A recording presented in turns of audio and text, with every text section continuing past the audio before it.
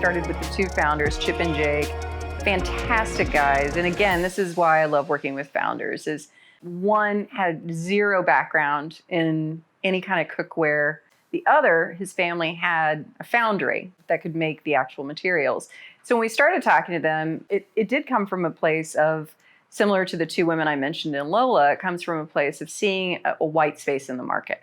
And what they recognized is that you could buy very affordable low-end cookware at, say, a Target, or you could buy really nice high-end cookware that you would get at, say, a Williams-Sonoma. And there wasn't a lot in between. And so they started to surface, okay, what if we could create quality cookware that lives in the Williams-Sonoma space, but with a greater affordability and practicality, like some of the cheaper stuff, and then how they ultimately would expand, which they've now done so much. They started out with pots and pans, and they've extended that offering quite a bit.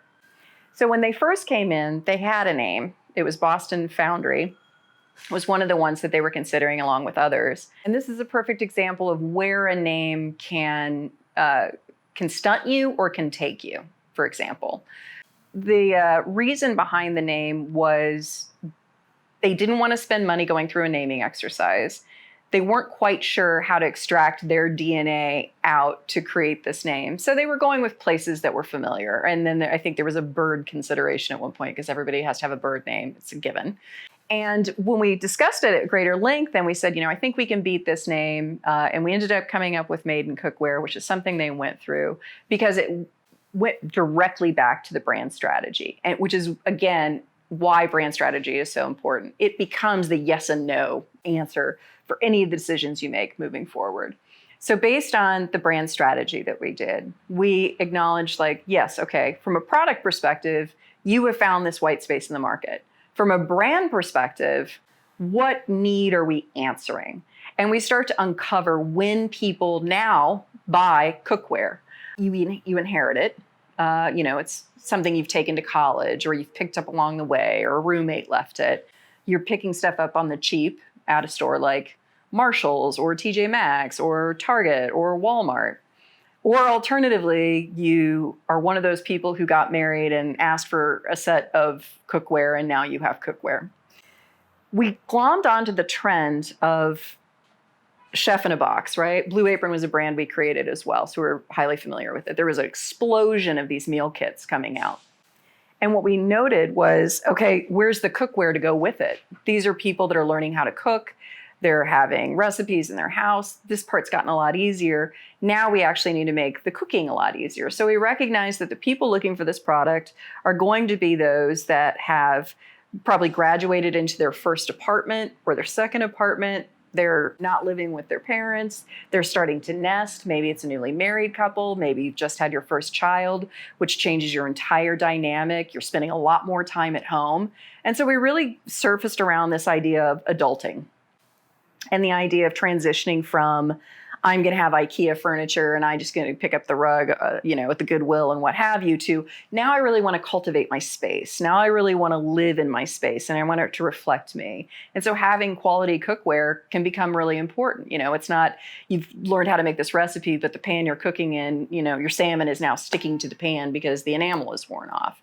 And so that was one of the things that we surfaced when we were talking about the brand strategy. And Made in Cookware made a lot more sense. It's the idea of being made in, new to something. It's the idea of making something in this. And it also became a device that we used as part of the branding. Made in Brooklyn, made in home, made in grandma's house, made in the summer, made in, it had a lot of devices that we could tie into, which again helps with brand recognition and name recognition when you're a new brand. How can we continue to break out? Finding every avenue that it will afford that is fantastic. And that was one of the things that we did with Maiden that came out of the brand strategy and led to the naming.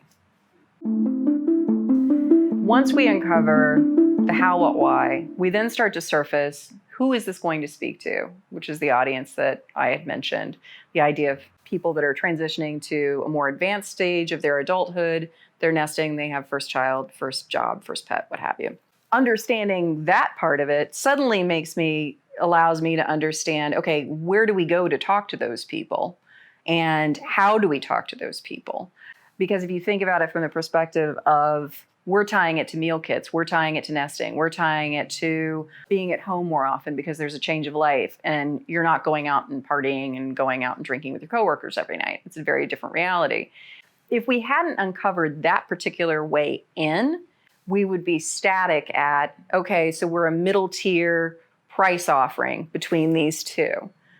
Great, you're a commodity. You've created something that doesn't exist in the marketplace. There's nothing that's going to prevent somebody else from coming out and doing exactly the same thing, which is why, again, specificity, detail, understanding more fully, it creates a tone of voice that now we know who we're talking to. We're not just saying, hey, do you want a better pan at a better price?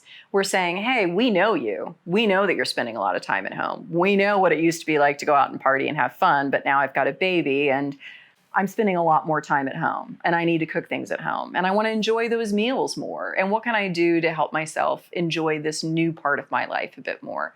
It's a very different conversation. And it's one that people can go, oh, okay, you know who I am. I relate to what you're saying versus here's a less expensive, higher quality pan.